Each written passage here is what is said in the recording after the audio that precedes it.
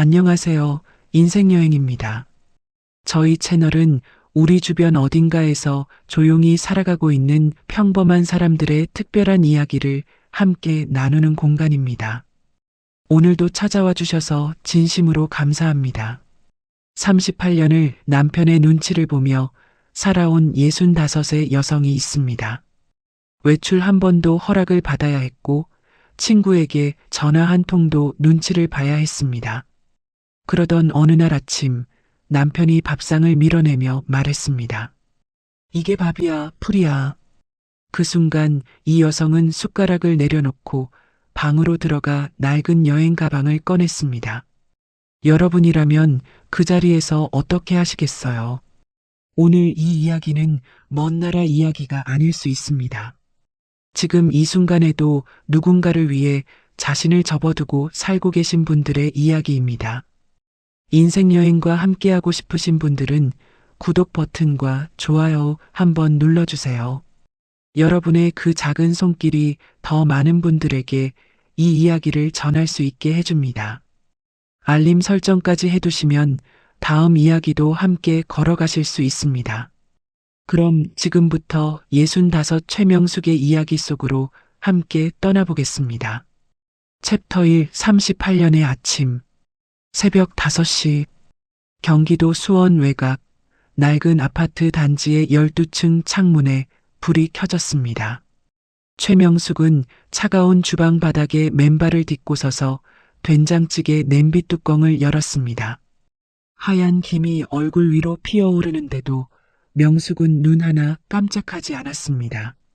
38년째 같은 자리, 같은 시간, 같은 손놀림이었습니다. 된장찌개 간을 맞추는 손이 오늘따라 유독 떨렸습니다. 명숙은 그 떨림을 못 본 척하며 숟가락으로 국물을 한 번 더 저었습니다.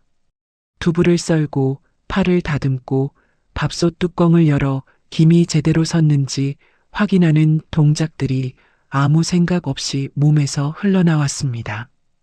65살 최명숙의 아침은 38년 동안 단 한 번도 자신의 것으로 시작된 적이 없었습니다. 안방에서 기침 소리가 났습니다. 명숙의 어깨가 작게 움츠러들었습니다.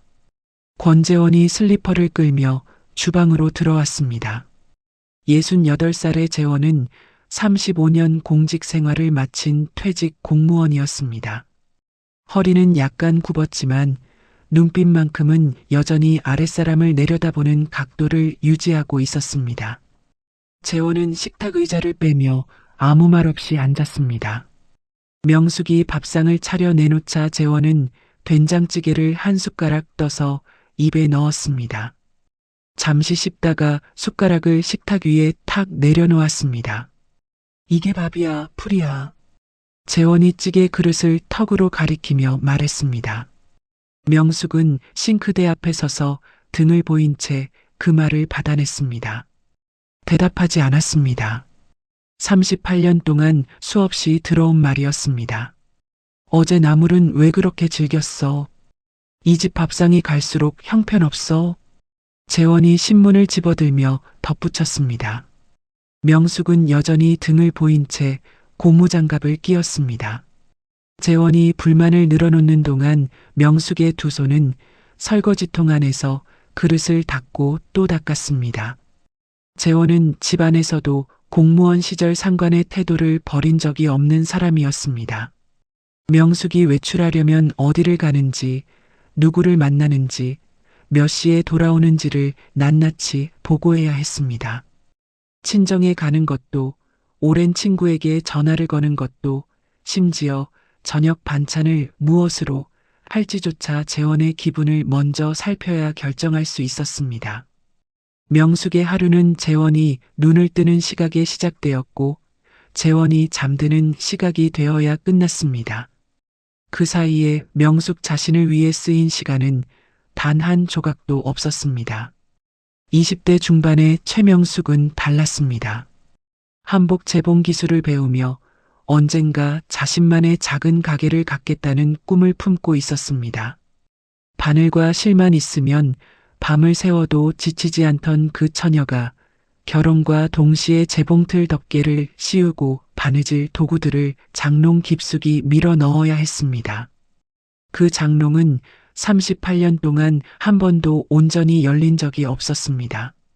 오후가 되었습니다. 명숙이 마루에서 빨래를 개고 있을 때 전화벨이 울렸습니다. 오랜 친구 이순옥이었습니다. 명숙이 전화기를 귀에 대며 소리를 낮춰 말했습니다. 응, 순옥아. 잘 있었어. 순옥의 목소리가 전화기 너머로 밝게 흘러나왔습니다.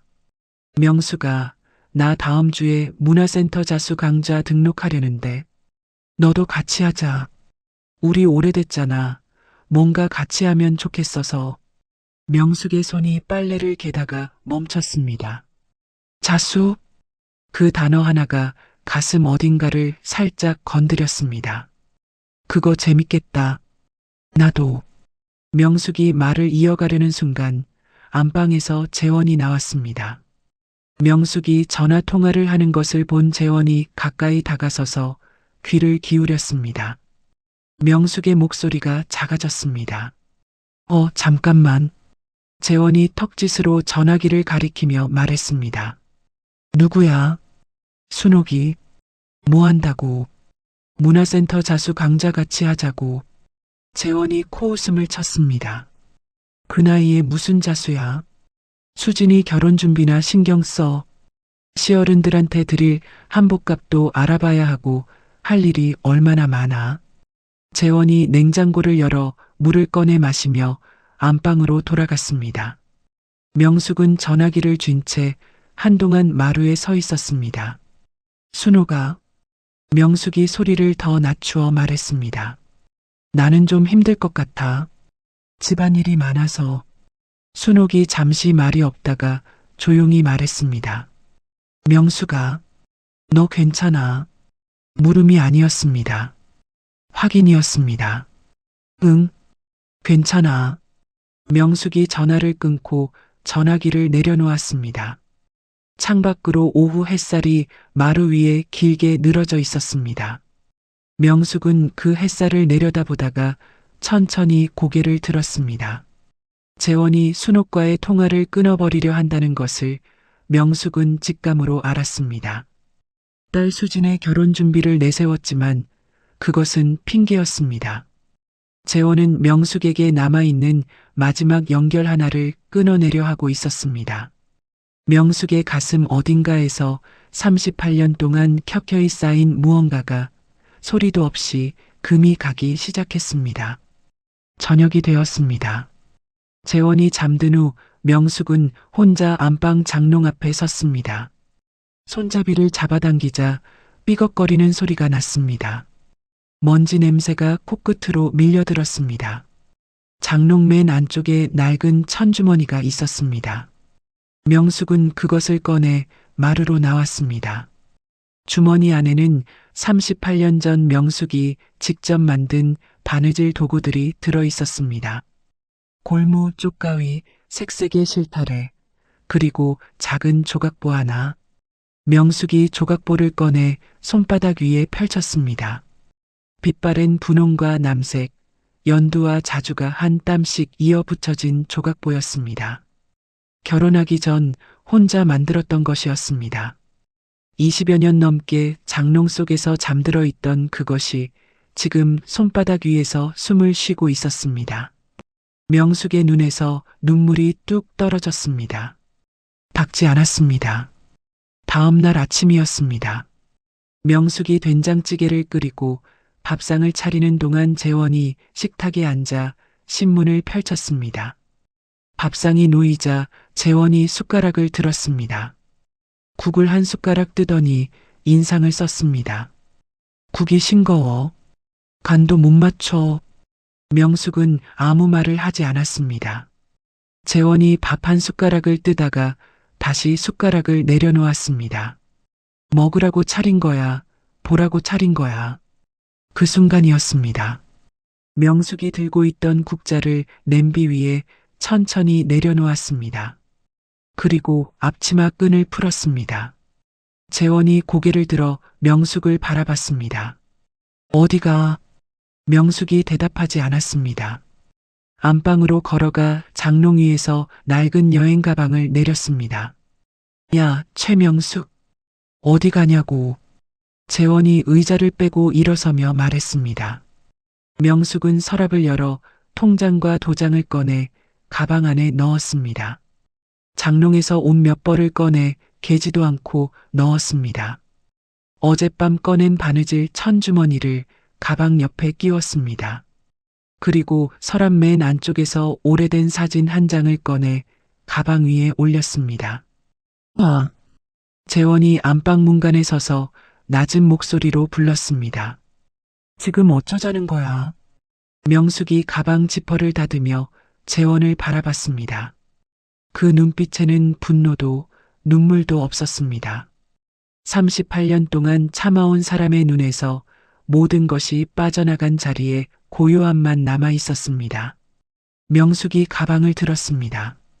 재원의 옆을 지나 현관으로 걸어갔습니다. 어디 가는 거냐고. 재원이 뒤에서 다시 불렀습니다. 명숙이 신발을 신었습니다. 현관문 손잡이를 잡았습니다. 명숙아. 재원의 목소리가 처음으로 조금 흔들렸습니다. 명숙은 돌아보지 않았습니다. 문을 열었습니다. 그리고 나갔습니다. 현관문이 닫히는 소리가 복도에 울렸습니다. 38년의 무게가 그 문 저편에 남겨졌습니다.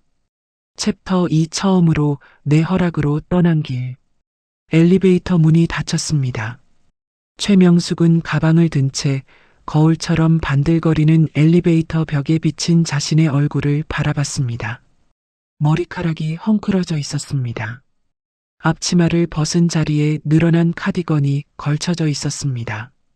명숙은 그 모습을 한동안 들여다보다가 천천히 고개를 돌렸습니다.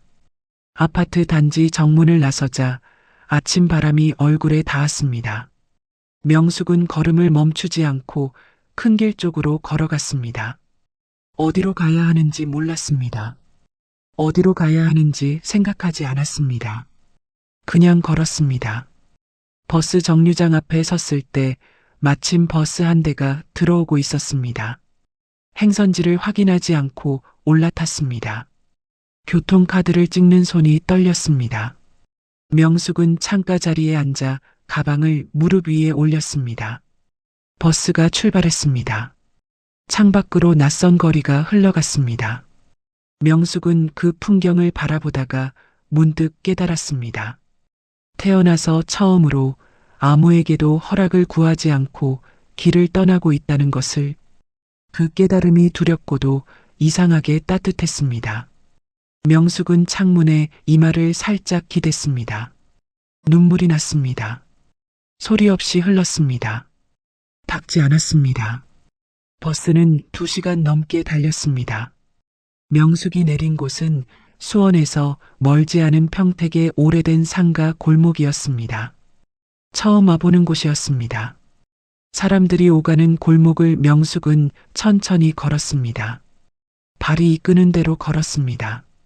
골목 중간쯤에서 명숙의 눈에 낡은 건물 외벽에 붙은 쪽지 하나가 들어왔습니다. 손으로 직접 쓴 글씨였습니다. 고시원 입주자 모집, 3층 관리실 문의. 명숙은 그 자리에서 잠시 섰습니다. 그리고 건물 안으로 들어갔습니다. 3층 관리실에는 50대 중반으로 보이는 여자가 앉아 있었습니다. 명숙이 문을 열고 들어서자 여자가 안경 너머로 바라봤습니다. 방 보러 오셨어요. 명숙이 고개를 끄덕였습니다. 방은 작았습니다. 팔을 뻗으면 양쪽 벽에 닿을 만큼 좁은 공간에 싱글 침대와 작은 책상 하나가 전부였습니다. 창문은 있었지만 바로 맞은편 건물 벽이 보였습니다. 보증금 없이 한 달 35만 원이었습니다. 관리인 여자가 방 안을 둘러보는 명숙을 보며 말했습니다. 혼자 쓰시는 거죠? 화장실은 복도 끝에 공용이에요. 취사는 1층 공동 주방 쓰시면 되고요. 명숙이 방 한가운데 서서 천장을 올려다봤습니다. 낮은 천장이었습니다. 차갑고 좁은 방이었습니다. 그런데 이상하게 숨이 쉬어졌습니다. 할게요. 명숙이 가방을 방 안에 내려놓으며 말했습니다. 첫날 밤이었습니다. 명숙은 침대에 누워 천장을 바라봤습니다. 복도에서 가끔 발소리가 났습니다. 옆방에서 텔레비전 소리가 작게 들렸습니다. 그게 전부였습니다. 재원의 기침 소리가 없었습니다. 늦은 밤 술 냄새를 풍기며 들어오는 발소리가 없었습니다. 내일 아침 메뉴를 지금부터 고민해야 한다는 압박이 없었습니다. 명숙은 그 고요함 속에 누워 눈을 감았습니다. 낯설었습니다. 무서웠습니다. 그런데 어딘가 따뜻했습니다. 다음 날 아침이었습니다. 명숙은 고시원 1층 편의점에서 삼각김밥 하나와 종이컵 커피를 사서 방으로 돌아왔습니다. 작은 책상 앞에 앉아 삼각김밥 포장을 뜯었습니다. 천천히 먹었습니다. 접시를 치워야 할 사람이 없었습니다. 남은 반찬을 확인하러 오는 눈초리가 없었습니다. 밥을 다 먹고 나서도 자리에서 일어나지 않아도 됐습니다. 명숙은 커피를 두 손으로 감싸 쥐고 앉아 창밖 건물 벽을 바라봤습니다. 38년 만에 처음으로 밥맛이라는 것을 느꼈습니다. 사흘째 되던 날 명숙은 고시원에서 나와 버스를 탔습니다. 주민센터를 찾아가기로 했습니다. 어디서부터 시작해야 하는지 몰랐지만 주민센터라면 무언가를 알려줄 것 같았습니다. 주민센터 복지 담당 창구 앞에 앉은 사람은 30살 안팎의 젊은 여성이었습니다. 이름표에 정다운이라고 적혀 있었습니다. 다운이 명숙을 보며 환하게 웃었습니다. 어떻게 오셨어요? 명숙이 잠시 말을 고르다가 입을 열었습니다. 집을 나왔어요. 혼자 살게 됐는데 일을 구해야 할 것 같아서요. 다운이 고개를 끄덕이며 메모지를 꺼냈습니다. 연세가 어떻게 되세요? 65이요. 지금 거주하시는 곳이 어디세요? 평택 고시원이요. 다운이 잠시 명숙의 얼굴을 바라봤습니다. 서두르거나 판단하는 눈빛이 아니었습니다. 그냥 들어주는 눈이었습니다. 어머니, 처음에 어디서 오셨어요? 명숙이 손을 무릎 위에서 꼭 쥐었다가 폈습니다. 수원이요. 혼자 나오셨어요? 네. 다운이 아무것도 더 묻지 않았습니다. 서랍에서 프린트된 안내 책자 하나를 꺼냈습니다. 어머니, 이거 한번 보세요. 여기 있는 프로그램들 중에 관심 가시는 거 있으면 같이 얘기해봐요. 명숙이 책자를 받아들었습니다. 지역 여성 복지관 프로그램 안내였습니다. 요리 보조, 스마트폰 기초, 생활 꽃꽂이, 바느질 수선.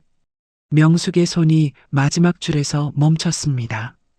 중장년 여성 재취업 연계 재봉 교육. 명숙은 그 줄을 손가락으로 짚었다가 뗐습니다.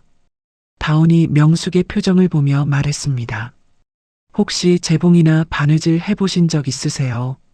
명숙이 잠깐 창밖을 바라봤다가 다운을 향해 고개를 돌렸습니다. 어릴 때 한복 재봉 배웠어요. 결혼하면서 못했지만.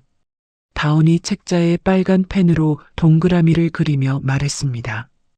이 과정 수료하면 인근 수선 가게나 의류 수선 업체 연계가 되거든요. 어머니 손에 맞을 것 같아요. 다운이 책자 아래에 복지관 전화번호와 법률 상담 연결처를 적은 메모를 함께 내밀었습니다. 명숙은 그것을 받아 가방 안에 넣었습니다. 고맙습니다. 명숙이 자리에서 일어서며 말했습니다. 다운이 자리에서 같이 일어섰습니다. 어머니, 힘드시면 여기 언제든지 오세요. 혼자 다 해결하려고 하지 않으셔도 돼요. 명숙이 가방을 고쳐들며 고개를 끄덕였습니다. 그리고 주민센터를 나왔습니다. 한편 그 시각 수원집에서 권재원은 혼자 라면을 끓이고 있었습니다. 냄비를 올려놓고 불을 켰는데 한참을 들여다보다가 물이 끓기 전에 면을 넣었습니다. 퍼진 라면을 건져내지도 않고 냄비째 식탁 위에 올렸습니다. 수저를 들었다가 내려놓았습니다. 재원이 장남 민준에게 전화를 걸었습니다. 내 어미가 나갔다. 민준이 전화기 너머에서 말했습니다. 언제요? 오늘 아침. 왜요? 재원이 잠시 침묵했습니다. 그냥 나갔어. 민준이 낮게 숨을 내쉬는 소리가 들렸습니다. 어머니한테 연락해봤어요. 전화 안 받아. 아버지, 무슨 일 있었어요? 재원이 전화기를 쥔 손에 힘을 주며 말했습니다. 없었어. 그냥 밥상 가지고 한마디 했더니 나가버렸어. 어디서 배워온 거야, 갑자기. 민준이 한동안 말이 없었습니다. 제가 찾아볼게요. 전화가 끊겼습니다. 재원은 퍼진 라면 냄비 앞에 혼자 앉아 국물을 한 숟가락 떴습니다. 짰습니다. 냄비를 옆으로 밀었습니다. 그날 저녁 명숙은 고시원 방에 돌아와 문방구에서 사온 노트를 책상 위에 올렸습니다. 볼펜 뚜껑을 열었습니다. 첫 페이지를 폈습니다. 날짜를 적었습니다. 그리고 한 줄을 썼습니다. 오늘부터 이 노트는 나만의 것이다. 챕터 3 38년 만에 깨어난 손. 복지관 재봉 교육 첫날 아침이었습니다. 최명숙은 고시원을 나서기 1시간 전부터 준비를 했습니다. 세수를 하고 머리를 빗고 가방 안에 공책과 볼펜을 넣었습니다. 현관을 나서다가 다시 들어가 바느질 천주머니를 꺼내 가방 옆에 끼웠습니다. 왜 챙겼는지 스스로도 몰랐습니다. 그냥 가지고 가고 싶었습니다. 복지관은 평택 시내 오래된 주택가 골목 안에 자리 잡고 있었습니다. 2층짜리 낡은 건물이었는데 입구 앞에 화분들이 줄지어 놓여 있었습니다. 명숙이 안으로 들어서자 복도에서 수강생들이 3, 4, 5 모여 서 있었습니다. 대부분 50대에서 70대 사이의 여성들이었습니다. 명숙은 수강 신청서를 내고 교실 안으로 들어가 창가 쪽 자리에 앉았습니다. 강사 오현주가 들어왔습니다. 57살의 현주는 단발머리에 흰 면 셔츠를 입고 있었습니다. 맑은 얼굴에 웃음기가 가득했습니다. 현주는 교탁 앞에 서지 않고 수강생들 사이를 천천히 걸으며 인사를 했습니다. 오늘 처음 오신 분들 반가워요. 저는 오현주예요. 여기서는 선생님 말고 그냥 현주 씨라고 불러줘요. 현주가 한 바퀴를 돌다가 수강생들 앞에 멈춰 섰습니다. 수업 시작 전에 제가 먼저 여러분 손 좀 볼게요. 손이 다 다르거든요. 어떤 손인지 알아야 뭘 가르쳐 드릴지 알아요. 현주가 첫 번째 자리부터 차례로 수강생들의 손을 잠깐씩 들여다봤습니다. 명숙 차례가 되었습니다. 현주가 명숙의 오른손을 가볍게 들어 손바닥을 들여다봤습니다. 손마디마다 굳은 살이 박혀 있었습니다. 손가락 끝이 바늘에 찔린 흔적처럼 두꺼웠습니다. 현주가 말을 멈췄습니다. 잠시 명숙의 손을 내려다보다가 고개를 들었습니다. 이 손이 38년을 그냥 있었다고요. 물음이 아니었습니다. 명숙이 손을 빼지 않은 채 입술을 꾹 다물었습니다. 눈끝에 물기가 찼습니다. 현주가 명숙의 손을 조심스럽게 내려놓으며 조용히 말했습니다. 잘 오셨어요. 수업이 시작되었습니다. 현주가 각자 앞에 놓인 천 조각과 바늘, 실을 가리켰습니다. 먼저 바늘기에 실부터 꿰어볼게요. 급하게 하지 않아도 돼요. 오늘은 손이 기억을 찾는 날이에요. 수강생들이 바늘을 들었습니다. 여기저기서 실이 미끄러지고 바늘기를 놓치는 소리가 났습니다. 명숙이 바늘을 들었습니다. 실을 2번 꼬아 끝을 날렵하게 잘랐습니다. 바늘기에 댔습니다. 한 번에 들어갔습니다. 명숙이 자신도 모르게 바늘을 내려다봤습니다. 옆자리 수강생이 눈을 크게 뜨며 말했습니다. 어머, 어떻게 한 번에 해요? 명숙이 아무 말도 하지 못했습니다. 현주가 그 모습을 보고 빙긋 웃었습니다. 봐요, 손이 기억하고 있잖아요. 수업이 끝나고 복지관 입구에서 수강생들이 흩어지기 시작했습니다. 명숙이 가방을 챙겨 나오는데 뒤에서 목소리가 들렸습니다. 저기요, 처음 오셨죠? 명숙이 돌아보자 70살은 넘어 보이는 여성이 서 있었습니다. 허리가 굽었지만 눈빛은 또렷했습니다. 수업 내내 명숙 맞은편에 앉아 있던 사람이었습니다. 저는 김말순이에요. 여기 온 지 3달 됐어요. 명숙이 고개를 끄덕였습니다. 최명숙이에요. 말순이 명숙 옆에 나란히 서서 복지관 입구 화분들을 바라봤습니다. 어디서 오셨어요? 수원이요. 지금은 여기 고시원에 있어요. 말순이 명숙을 흘끗 바라봤습니다. 아무것도 더 묻지 않았습니다. 잠시 후 말순이 낮게 말했습니다. 잘 오셨어요. 여기 오는 것만으로도 절반은 산 거예요. 명숙이 말순을 바라봤습니다. 그게 무슨 말이에요? 말순이 화분 하나를 손끝으로 툭 건드리며 말했습니다. 저도 여기 처음 왔을 때 올 데가 없어서 왔거든요. 25에 남편 잃고 아이네 키웠어요. 여기 오기 전까지는 나를 위해서 뭔가를 배운다는 게 뭔지 몰랐어요. 그러니까 오는 것만으로도 절반은 산 거라고요. 명숙이 아무 말도 하지 않았습니다. 말순의 말이 가슴 어딘가에 조용히 박혔습니다. 그로부터 이틀 후였습니다. 명숙이 저녁을 먹고 고시원 방에 앉아 노트를 꺼내 들었을 때 방문 밖에서 노크 소리가 났습니다. 누구세요? 저예요, 어머니. 명숙이 노트를 덮고 문을 열었습니다. 권민준이 문 앞에 서 있었습니다. 40살의 민준은 키가 크고 어깨가 넓은 사람이었습니다. 재원을 빼닮은 얼굴이었습니다. 지금 그 얼굴에 당혹감과 안도감이 동시에 섞여 있었습니다. 어떻게 알았어? 명숙이 문을 잡은 채 물었습니다. 민준이 복도 벽에 손을 짚으며 말했습니다. 복지관에 어머니 이름으로 등록됐다는 걸 친구 통해서 알았어요. 명숙이 아무 말도 하지 않았습니다. 민준이 잠깐 명숙의 얼굴을 봤다가 고개를 내렸습니다. 어머니, 아버지가 쓰러지셨어요. 좁은 복도에 그 말이 울렸습니다.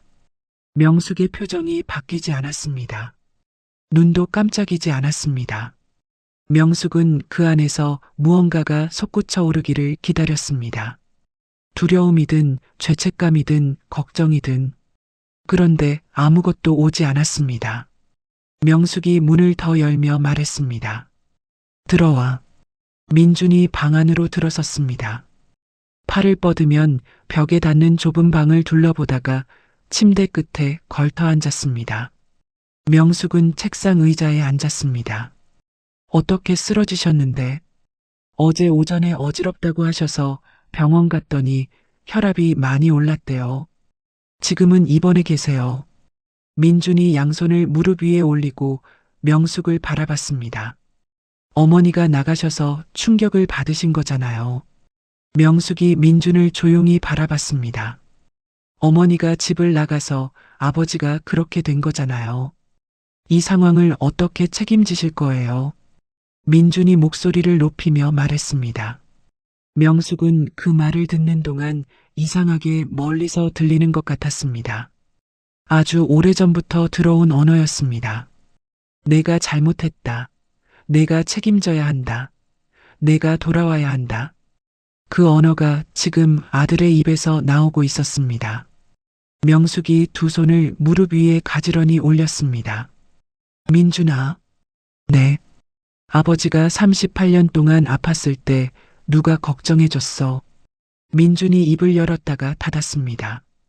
아버지가 술 마시고 들어와서 그릇 집어던질 때 내가 아팠는데 그때 아버지 책임 물은 사람 있었어. 민준의 얼굴이 굳었습니다. 어머니, 나는 38년을 참았어.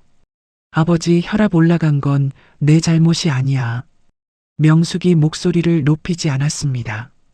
떨지도 않았습니다. 그냥 또렷하게 말했습니다. 민준이 자리에서 일어섰습니다. 방 안이 좁아서 두 걸음도 걷지 못하고 다시 창가 쪽에 섰습니다. 그러면 어머니는 이제 어쩔 거예요? 여기서 계속 이렇게 사실 거예요? 명숙이 대답했습니다. 응. 민준이 명숙을 내려다봤습니다. 진짜로요. 응, 진짜로. 민준이 더 이상 말을 잇지 못했습니다. 한참 있다가 방문을 열었습니다. 아버지가 어머니 찾아요. 명숙이 대답하지 않았습니다. 민준이 문을 닫고 나갔습니다. 복도에서 발소리가 멀어졌습니다. 명숙은 문이 닫힌 자리를 바라보다가 핸드폰을 들었습니다. 화면을 켰다가 껐습니다. 다시 켰습니다. 복지관 강사 현주의 번호를 찾았습니다. 문자를 썼습니다. 선생님, 내일 수업 꼭 나가도 될까요? 조금 있다가 답장이 왔습니다. 당연하죠. 기다릴게요. 명숙이 핸드폰을 책상 위에 내려놓았습니다. 한편 그 시각 명숙이 없는 수원집에서는 권재원이 병원에서 이틀 만에 퇴원해 돌아와 있었습니다. 소파에 앉아 텔레비전을 켰다가 껐습니다. 주방에 들어가 냉장고를 열었습니다. 민준이 사다 놓은 반찬통 3개가 줄지어 있었습니다. 재원이 그것을 꺼내 뚜껑을 하나씩 열어봤습니다. 시금치나물, 멸치볶음, 두부조림. 재원이 반찬통 뚜껑을 닫으며 냉장고 안을 들여다봤습니다. 명숙이 채워두던 자리들이 비어 있었습니다. 재원이 냉장고 문을 닫았습니다. 명숙이가 이걸 다 했었구나. 그 생각이 스쳤다가 그냥 흘러갔습니다. 반성이 되지 못한 채 흘러갔습니다. 딸 수진이 신혼집 인테리어 업체와의 약속을 마치고 아버지 병문안 대신 병원으로 갔다가 이미 퇴원한 것을 알고 집으로 찾아왔습니다. 수진이 현관에 들어서며 말했습니다. 아버지, 좀 어때요? 재원이 소파에서 고개만 돌리며 대답했습니다. 괜찮아. 수진이 주방으로 들어가 냉장고를 열었습니다. 반찬통 3개를 꺼냈습니다. 밥을 풀었습니다. 밥상을 차리는 수진의 손이 어느 순간 멈췄습니다. 이 집에서 이 동작을 38년 동안 어머니 혼자 해온 것이라는 생각이 들었습니다. 수진이 숟가락을 들다가 내려놓았습니다. 밥상을 내놓고 수진이 소파 옆에 앉았습니다. 아버지, 응, 엄마 어디 있는지 알아요. 재원이 숟가락을 들며 말했습니다. 민준이가 알아봤어. 평택 어딘가에 있다고. 수진이 아버지의 옆모습을 바라봤습니다. 아버지가 전화해봤어요. 내가 왜 전화해? 수진이 입술을 꾹 다물었습니다. 그럼 엄마한테 오라고만 할 거예요. 재원이 국을 한 숟가락 뜨며 대꾸했습니다. 집이 어딘데 어딜 가? 수진이 더 이상 말하지 않았습니다. 밥상 앞에 앉아 수저를 들었지만 밥이 들어가지 않았습니다. 아버지가 드는 숟가락 소리만 식탁 위에서 울렸습니다. 수진은 저녁을 먹고 나서 아파트 계단을 내려가다가 복도 끝 창가에서 멈췄습니다. 핸드폰을 꺼냈습니다. 어머니 번호를 눌렀습니다. 전화 대신 문자를 썼습니다. 엄마, 나야. 엄마 어디 있어? 아빠 얘기하려는 게 아니야. 그냥 엄마 목소리 듣고 싶어. 전송 버튼을 누르고 수지는 한동안 창밖을 바라봤습니다.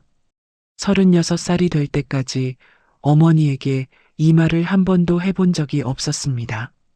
그날 밤 명숙은 고시원 방에서 수진의 문자를 열었습니다. 1번 읽었습니다. 2번 읽었습니다. 3번 읽었습니다. 답장을 썼습니다. 지웠습니다. 다시 썼습니다. 또 지웠습니다. 결국 핸드폰을 내려놓고 노트를 펼쳤습니다. 펜을 들었습니다. 딸에게 하고 싶었던 말들을 글로 먼저 써내려갔습니다. 수진아, 엄마는 괜찮아. 엄마가 도망간 게 아니야. 엄마가 처음으로 엄마 발로 나온 거야. 손이 떨렸습니다. 멈추지 않았습니다. 챕터 4 38년 만에 처음으로 번 돈. 복지관 수업이 시작된 지 3주째 되던 날이었습니다. 오현주가 수업을 마치고 수강생들이 하나둘 나가는 틈에 최명숙에게 손짓을 했습니다. 명숙 씨, 잠깐 있어봐요. 명숙이 가방을 들다가 멈추고 현주 옆에 섰습니다. 현주가 교탁 위에 올려놓은 안내 용지 한 장을 집어들었습니다. 제 지인이 평택 재래시장 안에서 수선 가게를 하거든요. 거기서 보조 일손을 구하는데 명숙 씨 생각이 나서요. 명숙이 용지를 받아들었습니다. 현주가 말을 이었습니다. 주당 사흘, 오전 시간만이에요. 한 달에 90만 원이고요. 지금 수업 들으면서 같이 하실 수 있는 조건이에요. 명숙이 용지를 들여다봤습니다. 90만 원. 명숙의 입술이 작게 벌어졌다가 닫혔습니다. 38년 동안 한 번도 자신의 이름으로 통장에 돈이 들어온 적이 없었습니다. 재원이 주는 생활비를 받아 쓰는 것이 전부였습니다. 제가 할 수 있을까요? 명숙이 현주를 바라보며 물었습니다. 현주가 명숙의 손을 가볍게 두드리며 말했습니다. 명숙 씨 손 처음 봤을 때부터 알았어요. 이 손은 일하는 손이에요. 한번 가보기나 해요. 수선 가게는 평택 재래시장 안골목 중간에 있었습니다. 간판도 없이 문 앞에 수선이라고 쓴 종이 하나만 붙어 있는 작은 가게였습니다.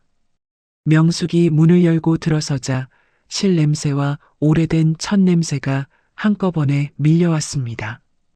박영자가 재봉틀 앞에 앉아 있다가 고개를 들었습니다.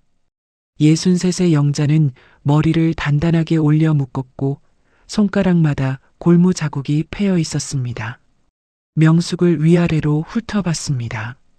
면접을 볼 것 같았습니다. 그런데 영자가 한 말은 이것이었습니다. 손 좀 봐요. 명숙이 두 손을 내밀었습니다. 영자가 명숙의 손바닥을 들여다보더니 손가락 마디를 하나씩 눌러봤습니다. 그러더니 고개를 들며 말했습니다. 언제부터 나올 수 있어요?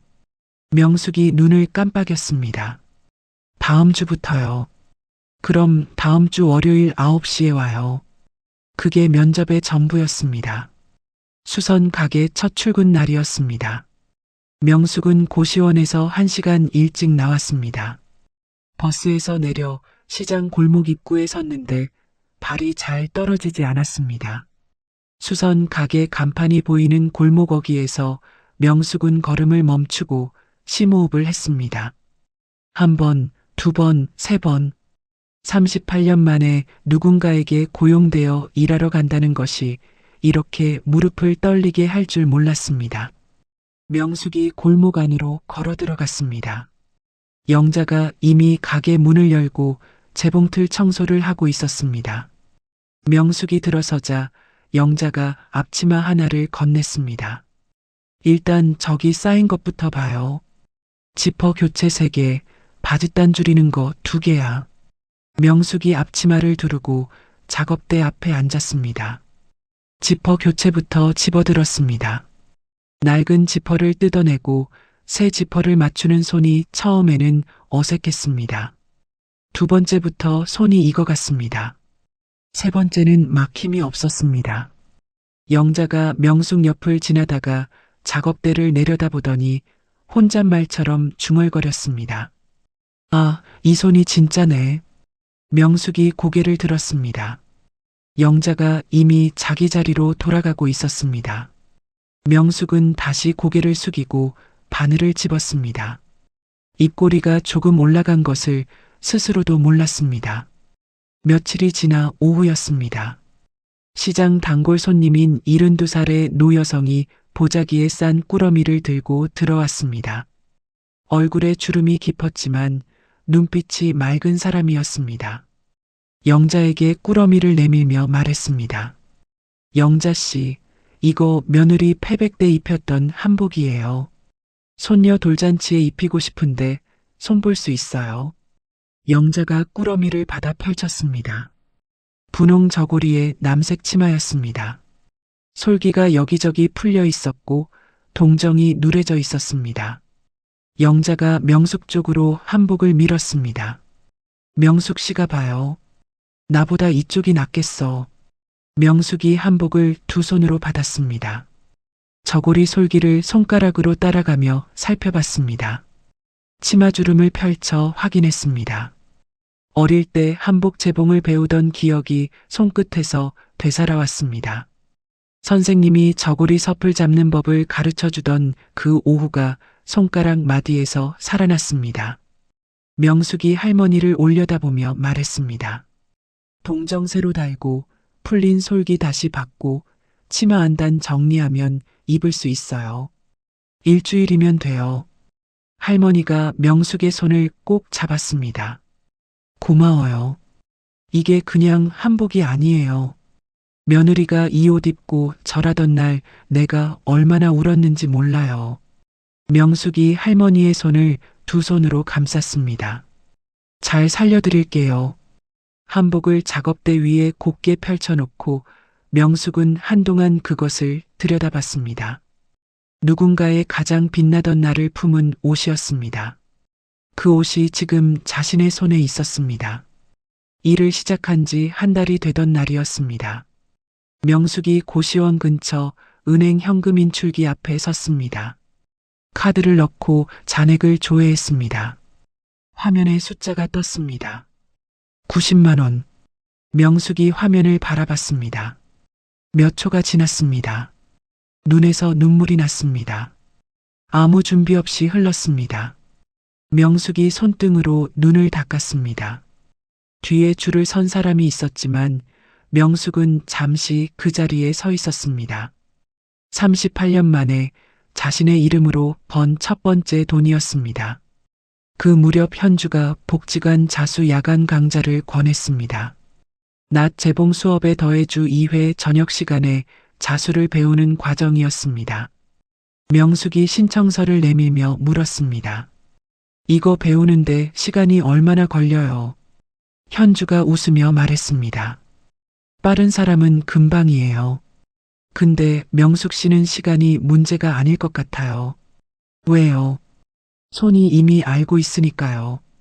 자수 첫 수업에서 명숙은 바탕천 위에 첫 번째 한 땀을 놓았습니다. 실이 천 위에 놓이는 그 감각이 낯설지 않았습니다. 오히려 오래된 것을 다시 만지는 것 같았습니다. 수업을 마치고 고시원으로 돌아오는 밤길에 명숙은 걸음이 빨랐습니다. 어서 방에 들어가 노트를 펼치고 싶었습니다. 오늘 배운 것을 적어두고 싶었습니다. 내일 수업이 기다려졌습니다. 38년 만에 처음 느끼는 감각이었습니다. 한편 그 시각 서울 마포구 아파트에서 수진이 예비 남편 이준혁과 예식장 팸플릿을 펼쳐놓고 있었습니다. 이준혁이 한 페이지를 가리키며 말했습니다. 여기 혼주석 배치 어떻게 할지 생각해봤어. 수진이 팸플릿을 들여다보다가 손을 멈췄습니다. 혼주석 그림에 어머니 자리가 표시되어 있었습니다. 수진이 팸플릿을 내려놓으며 말했습니다. 나 엄마 없이 결혼하기 싫어. 준혁이 수진을 바라봤습니다. 어머니한테 연락했어. 문자는 보냈어. 근데 답이 없어. 준혁이 수진의 손을 잡았습니다. 기다려봐. 올 거야. 수진이 고개를 끄덕였지만 눈이 촉촉해졌습니다. 엄마 자리가 비어있는 결혼식을 상상할 때마다 그랬습니다. 그 무렵 영자가 퇴근 무렵 명숙에게 말을 꺼냈습니다. 재봉틀 덮개를 씌우며 영자가 말했습니다. 명숙 씨, 시장 바로 뒤 골목에 방이 났어요. 보증금 500만 원에 월세 25만 원이래요. 남향이고 작은 베란다 있는 방이에요. 명숙이 앞치마를 벗다가 영자를 바라봤습니다. 고시원이 불편하지 않아요. 저는 괜찮아요. 영자가 명숙을 바라봤습니다. 명숙 씨, 괜찮은 거랑 좋은 거랑 달라요. 지금 명숙 씨가 번 돈으로 충분해요. 같이 가볼 만해요. 명숙이 한동안 말이 없었습니다. 영자가 가방을 들며 덧붙였습니다. 언제 가볼 거예요? 명숙이 앞치마를 반듯하게 접어가게 선반 위에 올렸습니다. 그리고 영자를 바라보며 말했습니다. 언제 가요? 영자가 코끝에 주름을 잡으며 웃었습니다. 내일 점심에 같이 가요. 명숙이 가방을 들고 가게 문을 나섰습니다. 시장 골목에 저녁 불빛이 켜지고 있었습니다. 좌판에서 생선 굽는 냄새, 떡볶이 끓는 냄새가 골목에 퍼졌습니다. 명숙은 그 냄새를 맡으며 걸었습니다. 자신의 걸음으로, 자신의 방향으로 걷고 있었습니다. 챕터 5의 이름으로 된 첫 번째 공간. 다음 날 점심이었습니다. 박영자가 가게 문을 잠그고 최명숙과 나란히 시장 골목을 걸어 나왔습니다. 시장 뒤편 골목은 시장 안보다 조용했습니다. 오래된 빌라들이 골목 양쪽에 늘어서 있었고 그 사이로 작은 세탁소와 문구점이 있었습니다. 부동산 사무실은 골목 입구에 있었습니다. 50대 남자 사장이 두 사람을 보더니 자리에서 일어났습니다. 수선 가게 박 사장님이시죠? 연락드린 방이에요. 세 사람이 함께 빌라 3층으로 올라갔습니다. 현관문을 열자 햇살이 먼저 들어왔습니다. 남향이었습니다. 좁지만 반듯한 방이었고 창문 아래 무릎 높이의 베란다 공간이 있었습니다. 베란다 너머로 골목과 지붕들이 보였습니다. 영자가 방 안을 둘러보는 명숙을 바라봤습니다. 명숙이 베란다 쪽으로 다가가 창문을 열었습니다. 바람이 들어왔습니다. 여기 화분 놓으면 되겠네요. 명숙이 조용히 말했습니다. 영자가 부동산 사장 쪽으로 고개를 돌리며 말했습니다. 계약하죠. 명숙이 영자를 바라봤습니다. 제가 해야죠. 영자가 픽 웃었습니다. 그럼 명숙 씨가 해요. 계약서가 책상 위에 펼쳐졌습니다. 부동산 사장이 서명란을 손가락으로 짚었습니다. 여기 성함 써주시고 도장 찍으시면 돼요. 명숙이 볼펜을 들었습니다. 서명란에 최명숙이라는 세 글자를 또박또박 눌러 썼습니다. 도장을 꺼내 찍었습니다. 손이 미세하게 떨렸습니다. 명숙이 그것을 느끼며 볼펜을 내려놓았습니다. 38년 전 혼인신고서 이후 자신의 이름이 주인으로 적힌 문서에 도장을 찍는 것이 이번이 처음이었습니다. 영자가 명숙의 옆모습을 바라봤습니다. 아무 말도 하지 않았습니다. 이사는 짐이 없어 금방이었습니다. 고시원 방에서 여행 가방 하나와 바느질 천주머니, 노트 몇 권이 전부였습니다. 명숙이 새 방 한가운데 가방을 내려놓고 창문을 열었습니다. 오후 햇살이 바닥에 길게 늘어졌습니다. 명숙이 빈 방을 천천히 둘러봤습니다. 작은 방이었습니다. 낡은 방이었습니다. 그런데 이 안의 모든 것이 자신의 선택이었습니다. 벽 색깔도 창문 방향도 베란다의 화분 자리도. 명숙이 베란다로 나가 바닥에 쪼그려 앉았습니다. 화분을 어디에 놓을지 한동안 생각했습니다. 창문 쪽 햇살이 가장 오래 머무는 왼편이 좋겠다고 생각했습니다. 누가 정해준 것이 아니었습니다. 자신이 결정한 것이었습니다. 저녁이 되어 명숙은 시장에서 재료를 사왔습니다. 애호박, 두부, 된장. 작은 냄비에 물을 올리고 된장을 풀었습니다. 두부를 썰었습니다. 애호박을 반달 모양으로 잘랐습니다. 찌개가 끓기 시작했습니다. 명숙이 국자로 국물을 떠서 맛을 봤습니다. 소금을 조금 집어넣었습니다. 다시 맛을 봤습니다. 간이 딱 맞았습니다. 자신이 원하는 만큼 넣었더니 자신이 원하는 맛이 났습니다. 명숙이 좁은 식탁 앞에 혼자 앉아 밥을 먹었습니다. 찌개를 떠먹으면서 누군가의 눈치를 한 번도 보지 않았습니다. 숟가락을 내려놓고 싶을 때 내려놓았습니다. 밥을 다 먹고 앉아 있고 싶어서 그냥 앉아 있었습니다. 창밖으로 골목 불빛이 들어왔습니다. 명숙은 그 불빛을 바라보며 오래 앉아 있었습니다. 며칠 후 복지관 자수 야간 강좌에서였습니다. 현주가 수강생들에게 공지를 전했습니다. 여러분, 이번 가을에 지역 문화축제가 열리는데요. 거기 우리 수강생 작품 전시 코너가 생겼어요. 원하시는 분은 작품 하나씩 내주시면 돼요. 수강생들 사이에서 웅성거리는 소리가 났습니다. 에이, 우리 같은 게 전시를요. 부끄럽게. 현주가 웃으며 말했습니다.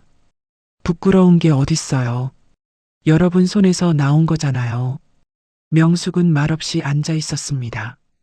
자신의 작품이 공개된 공간에 걸린다는 상상이 처음으로 머릿속에 그려졌습니다. 두렵기보다 가슴 한켠이 이상하게 두근거렸습니다. 집에 돌아와 명숙이 바느질 천주머니를 열었습니다. 그 안에서 오래된 조각볼을 꺼냈습니다. 결혼 전에 혼자 만들다 만 것이었습니다. 절반밖에 이어 붙이지 못한 채 장롱 속에서 38년을 잠들어 있었습니다. 명숙이 그것을 불빛 아래에 펼쳤습니다. 완성하기로 했습니다. 첫 번째 한 땀을 놓는 순간 명숙의 눈에 어머니의 손이 겹쳐 보였습니다. 어릴 때 어머니가 자수를 놓던 그 손이었습니다. 명숙은 바늘을 들고 한동안 그냥 앉아 있었습니다. 울지 않으려 했는데 눈물이 났습니다. 닦지 않고 계속 바늘을 움직였습니다.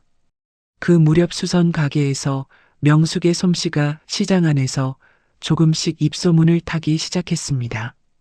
한복을 맡겼던 할머니가 지인을 데려왔습니다. 그 지인이 또 다른 사람을 데려왔습니다. 어느 날 오전 손님 한 명이 수선을 맡기고 나가면서 명숙에게 말했습니다. 아주머니 손에서 나온 건 달라요. 정성이 보여요. 명숙이 고개를 숙이며 말했습니다. 감사합니다. 손님이 나가고 명숙은 작업대 앞에 앉아 바늘을 들었습니다. 그 말이 가슴 안에서 잠시 울렸습니다. 정성이 보인다는 말. 38년 동안 밥상을 차리며 들어본 적이 없는 말이었습니다. 점심시간에 말순이 도시락을 들고 가게 앞을 지나다가 들어왔습니다. 영자가 잠깐 볼일을 보러 나간 시간이었습니다. 말순이 작업대 앞에 앉은 명숙 옆에 자리를 잡으며 말했습니다. 밥은 먹었어요. 아직이요. 그럼 같이 먹어요. 나 많이 쌌어요. 두 사람이 작업대 위를 치우고 도시락을 펼쳤습니다. 말순이 반찬통 뚜껑을 열며 말했습니다. 명숙 씨, 요즘 어때요? 적응이 돼요. 명숙이 밥을 한 숟가락 뜨며 말했습니다. 예전에는 적응이라는 말을 몰랐어요. 어디에 적응한다는 게 뭔지 그냥 사는 거라고 생각했으니까요. 말순이 명숙을 바라봤습니다. 지금은요? 지금은 적응이라는 게 뭔지 알 것 같아요. 매일 조금씩 달라지는 느낌이에요. 말순이 깍두기를 집으며 말했습니다. 명숙 씨, 우리 같은 사람들이 나이 들어서 뭔가를 다시 시작할 때 주변에서 다들 늦었다고 하잖아요. 명숙이 말순을 바라봤습니다. 근데 내가 살아보니까요. 늦은 시작이 제일 단단해요. 잃을 게 없으니까요. 명숙이 숟가락을 들다가 멈췄습니다. 잃을 게 없으니까. 그 말이 명숙의 가슴 어딘가에 못처럼 박혔습니다. 그날 밤 명숙은 노트를 꺼내 말순의 말을 그대로 옮겨 적었습니다. 그 아래에 자신의 생각을 덧붙였습니다. 나는 38년 동안 잃을까봐 겁이 났는데 사실은 이미 오래전에 잃어버린 것들이 있었구나. 가을이 깊어지던 어느 아침이었습니다. 명숙이 눈을 뜨자 베란다 쪽으로 햇살이 들어오고 있었습니다. 이사 첫날 사다 놓은 화분에서 작은 꽃 한 송이가 피어 있었습니다. 하얗고 작은 꽃이었습니다. 명숙이 커피를 내렸습니다. 종이컵이 아니라 머그잔에 담았습니다. 이사 후 시장에서 처음으로 자신을 위해 산 것이었습니다. 베란다 앞에 쪼그려 앉아 꽃을 들여다보며 커피를 마셨습니다. 꽃잎이 5장이었습니다. 안쪽에 노란 수술이 있었습니다. 바람이 불자 꽃잎이 조금 흔들렸습니다. 명숙이 한동안 그것을 바라봤습니다. 38년 동안 볼 시간도 볼 여유도 없었던 것들이 지금 눈에 들어오고 있었습니다. 그 무렵 한편으로 수진이 2번째 문자를 보내왔습니다. 명숙이 가게에서 일을 마치고 돌아오는 버스 안에서 핸드폰을 꺼냈습니다. 엄마, 나 결혼 준비하면서 엄마 생각 많이 해. 엄마가 어떻게 살았는지 이제야 조금 알 것 같아. 명숙이 버스 창가에 기대어 그 문자를 읽었습니다. 답장을 쓰지 않았습니다. 그 대신 집에 돌아와 노트를 펼쳤습니다. 딸에게 하고 싶은 말들을 천천히 썼습니다. 수진아, 이제야 알 것 같다고 했지. 엄마는 내가 알아준 것만으로도 충분해. 근데 엄마가 바라는 건 하나야. 너는 엄마처럼 살지 마. 내가 하고 싶은 말은 그날그날 해. 참으면 쌓이고 쌓이면 굳어. 굳으면 엄마처럼 65이 돼서야 깨달아. 노트를 덮으며 명숙이 창밖을 바라봤습니다.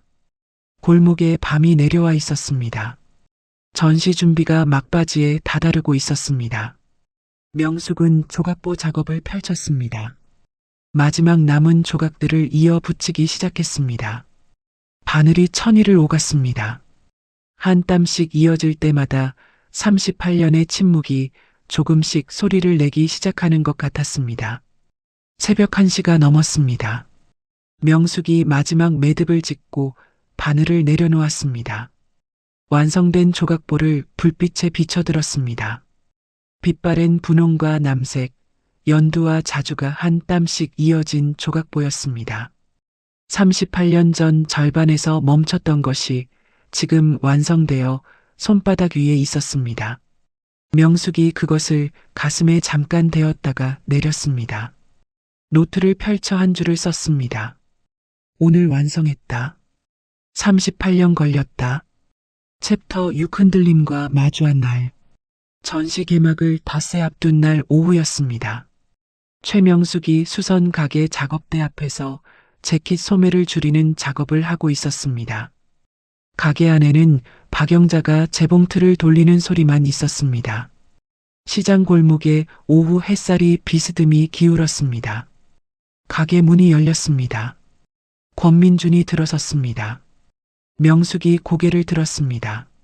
민준의 얼굴에 무언가를 오래 준비해 온 사람의 굳은 표정이 있었습니다. 영자가 재봉틀을 멈추고 민준을 바라봤습니다. 민준이 영자에게 짧게 고개를 숙이며 말했습니다. 안녕하세요. 어머니 아들이에요. 영자가 고개를 끄덕이며 자리에서 일어났습니다. 저 잠깐 시장 볼 게 있어서요. 영자가 앞치마를 벗어 걸고 가게를 나갔습니다. 문이 닫혔습니다. 가게 안이 조용해졌습니다. 명숙이 작업하던 재킷을 내려놓고 민준을 바라봤습니다. 민준이 가게 안을 한번 둘러보다가 작업대 옆 의자에 앉았습니다. 어머니, 응. 아버지가 병원에서 우울증 진단을 받으셨어요. 명숙이 민준의 얼굴을 바라봤습니다. 아무 말도 하지 않았습니다. 민준이 두 손을 무릎 위에 올리며 말을 이었습니다. 어머니 나가신 후부터 방에서만 계시고 밥도 제대로 안 드셔요. 저희 연락도 잘 안 받으시고요.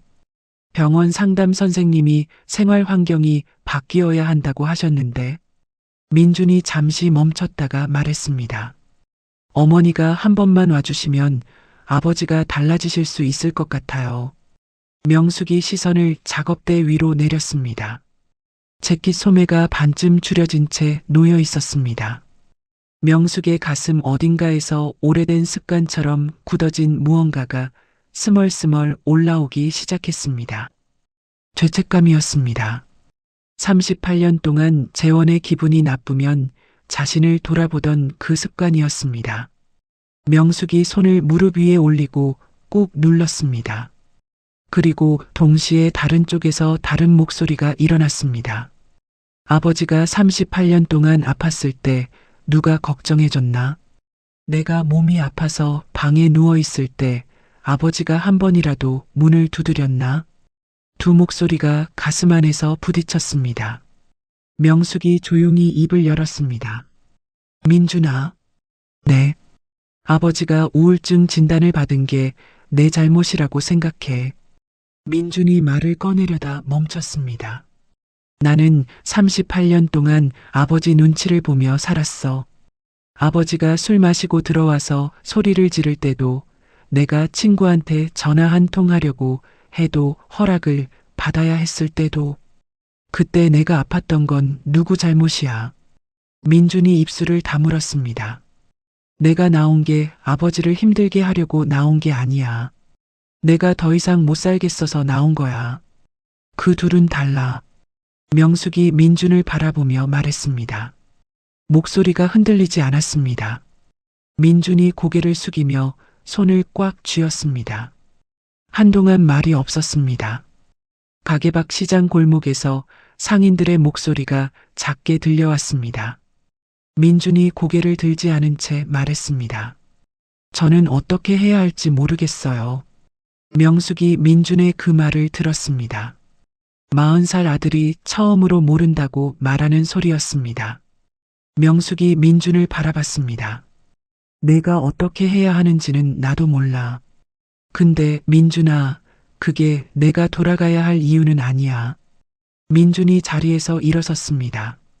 가게 안을 한번 둘러보다가 문 쪽으로 걸었습니다.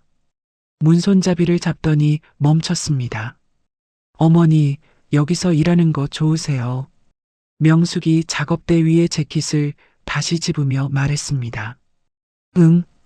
민준이 문을 열고 나갔습니다. 가게가 다시 조용해졌습니다. 명숙이 바늘을 들었습니다. 손이 떨렸습니다. 바늘을 내려놓지 않았습니다. 조금 후 영자가 들어왔습니다. 시장에서 사온 봉지를 선반 위에 올리며 명숙을 흘끗 바라봤습니다. 명숙이 고개를 숙인 채 바늘을 움직이고 있었습니다. 영자가 앞치마를 두르며 말했습니다. 아들이 뭐래요? 명숙이 바늘을 멈추지 않고 말했습니다. 아버지가 우울증이래요. 제가 가줬으면 한대요. 영자가 자기 자리에 앉으며 실을 깨었습니다. 잠시 침묵이 흘렀습니다. 영자가 재봉틀을 돌리다가 말했습니다. 명숙 씨. 네. 그 사람이 아픈 게 명숙 씨 잘못이에요. 영자가 재봉틀을 멈추고 명숙을 바라봤습니다. 그리고 그 사람이 38년 동안 명숙 씨를 아프게 한 건 누구 잘못이에요? 명숙이 바늘을 든 채 영자를 바라봤습니다. 영자가 다시 재봉틀을 돌리며 말했습니다. 명숙 씨가 대답 안 해도 돼요. 명숙 씨는 이미 알고 있으니까. 그날 밤이었습니다. 명숙이 방에 돌아와 불을 켜지 않고 베란다 앞에 앉았습니다. 골목에 가로등 불빛이 들어왔습니다. 화분에 꽃잎이 밤이 되어 오므라들어 있었습니다. 명숙이 노트를 꺼내 무릎 위에 올렸습니다. 볼펜을 들었습니다. 쓰기 시작했습니다. 민준이 다녀갔다. 아버지가 우울증이라고 했다. 돌아오라고 했다. 나는 돌아가지 않을 것이다. 그런데 이상하게 가슴이 무겁다. 이 무거움이 죄책감인지 아니면 38년 동안 쌓인 습관인지 모르겠다. 둘의 차이를 아직 잘 모른다. 명숙이 펜을 멈추고 골목을 내려다봤습니다. 한참 있다가 다시 썼습니다. 영자 씨가 물었다. 그 사람이 아픈 게 내 잘못이냐고. 나는 대답하지 못했다. 대답 못한 게 아니라 대답할 필요를 몰랐다. 38년 동안 모든 것이 내 잘못이었으니까. 오늘 처음으로 그게 아닐 수도 있다는 생각을 했다. 명숙이 노트를 덮었습니다. 불을 켜지 않은 채 한동안 앉아 있었습니다. 한편 그 시각 서울 마포구 아파트에서 수진이 오빠 민준에게 전화를 걸었습니다. 민준이 받자 수진이 말했습니다. 오빠 어머니한테 갔다 왔어. 응? 뭐래? 안 가신다고. 수진이 한동안 말이 없었습니다. 오빠, 응? 우리가 엄마한테 너무 한 거 아니야. 민준이 대답하지 않았습니다. 엄마가 나가기 전에 우리가 한 번이라도 엄마 편이 돼줬어. 한 번이라도. 민준이 전화기를 쥔 채 창밖을 바라봤습니다. 오빠도 모르는 거잖아.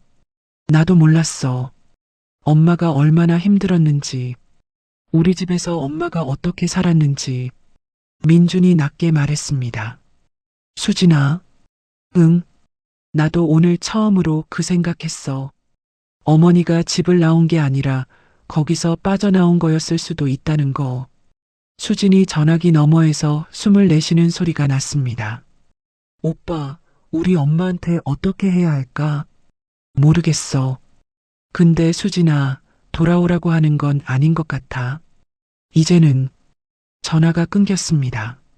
민준이 소파에 등을 기대며 천장을 바라봤습니다. 어머니가 가게에서 바늘을 들고 앉아있던 뒷모습이 눈앞에 떠올랐습니다. 처음으로 어머니가 누군가의 아내가 아닌 자신의 일이 있는 한 사람으로 보였던 그 순간이었습니다. 그 발견이 부끄럽고 미안하고 다행스럽게 뒤섞여 가슴속에 남아 있었습니다. 며칠 후 수원병원에서였습니다. 권재원이 상담실 의자에 앉아 있었습니다. 맞은편에 상담사가 앉아 있었습니다. 상담사가 조용히 물었습니다. 어르신, 아내분과의 관계에서 어떤 변화가 있었는지 이야기해 주실 수 있으실까요? 재원이 손을 무릎 위에 올리고 창밖을 바라봤습니다. 한동안 말이 없었습니다. 그냥 나갔어요. 갑자기요. 그렇죠. 전에 아내분이 힘들다거나 나가고 싶다고 말씀하신 적은 없으셨나요? 재원이 잠시 생각하는 표정을 지었습니다. 그러다가 고개를 저었습니다. 없었어요. 상담사가 조용히 적으며 말했습니다. 아내분이 그런 말을 하지 못하셨을 수도 있어요. 재원이 상담사를 바라봤습니다. 그 말이 무슨 뜻인지 잠시 생각했습니다. 그런데 그 생각이 더 깊이 들어가지 않았습니다. 재원이 시선을 창밖으로 돌렸습니다. 당연히 있어야 하는 사람이 없다는 것. 그것이 재원에게 아내라는 존재에 대해 처음으로 든 낯선 생각이었습니다. 그런데 그 생각은 반성이 되지 못한 채 창밖 하늘 위로 그냥 흘러갔습니다. 그 무렵 복지관에서 전시작품 수합이 시작되었습니다. 명숙이 완성된 조각보를 가지고 복지관을 찾아갔습니다. 현주가 액자 앞에서 조각보를 받아들고 한동안 바라봤습니다. 명숙 씨, 네. 이거 오래된 거죠. 명숙이 고개를 끄덕였습니다.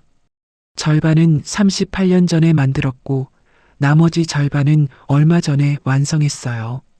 현주가 조각보를 빛에 비추며 말했습니다. 그게 보여요.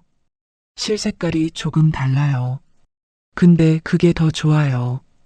이어진 게 보이니까. 현주가 액자 안에 조각보를 정성스럽게 맞춰 넣었습니다. 작품 옆 작은 카드에 이름을 적었습니다.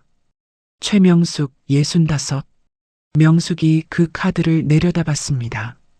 세상에서 가장 낯설면서도 가장 자신다운 이름이었습니다. 현주가 액자를 들어 올리며 말했습니다. 명숙 씨, 전시날 가족 초대 한 명이에요. 명숙 씨 이 작품을 봐야 할 사람이 있잖아요. 명숙이 현주를 바라봤습니다. 그리고 액자 안의 조각보를 바라봤습니다.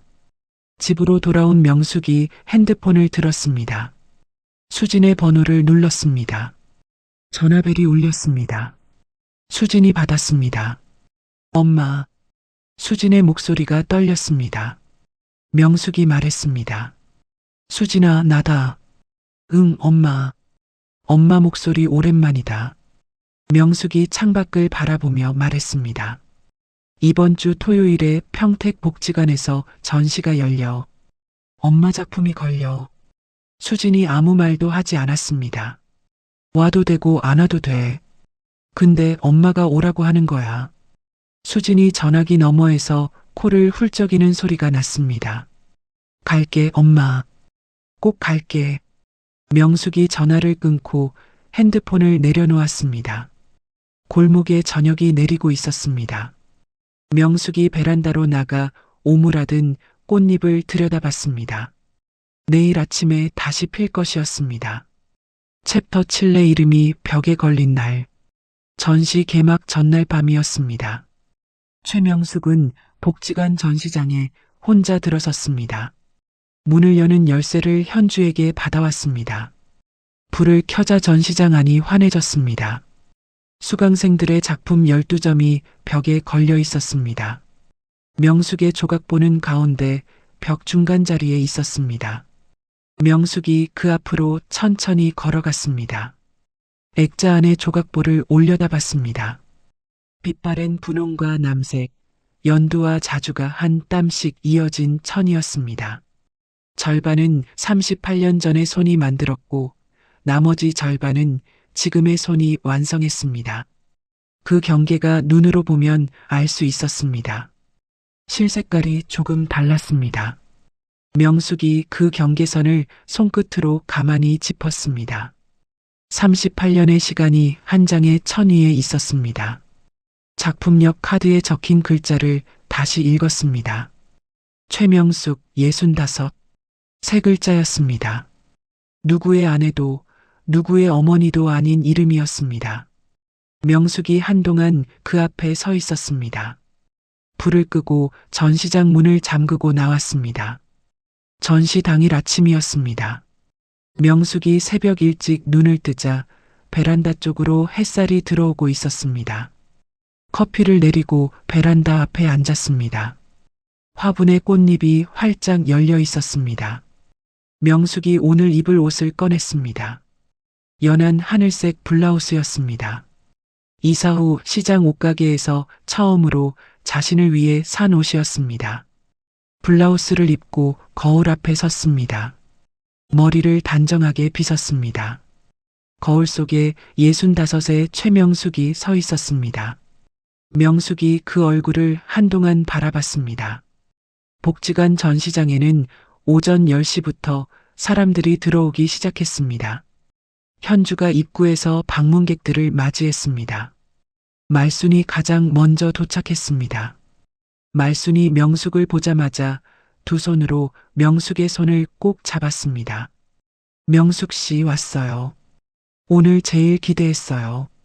말순이 명숙의 손을 잡은 채 조각보 앞으로 함께 걸었습니다. 작품 앞에 서더니 한동안 말이 없었습니다. 이거 명숙 씨 손에서 나온 거잖아요. 말순의 목소리가 낮아졌습니다. 38년을 참고 살아온 손이 이런 걸 만들어낸 거라고요. 명숙이 조각보를 올려다봤습니다. 참은 게 아니라 묻어뒀던 거예요. 그게 달라요. 말순이 명숙을 바라봤습니다. 달라요. 참은 건 없어지는 거고 묻어둔 건 살아있는 거니까. 이게 살아있었던 거잖아요. 명숙이 아무 말도 하지 않았습니다. 눈물이 나려는 것을 느꼈습니다. 닦지 않기로 했습니다. 오후 2시가 조금 넘은 시각이었습니다. 전시장 입구에 수진이 나타났습니다. 연한 베이지색 코트를 입고 있었습니다. 뒤에 이준혁이 함께 서 있었습니다. 수진이 전시장 안으로 들어오다가 명숙을 찾았습니다. 명숙이 창가 쪽에 서 있었습니다. 수진의 눈이 명숙과 마주쳤습니다. 수진이 걸음이 빨라졌습니다. 그리고 명숙 앞에서 말 한마디 없이 두 팔을 벌려 안겼습니다. 명숙이 딸의 등을 두 손으로 감쌌습니다. 수진의 어깨가 가늘게 떨렸습니다.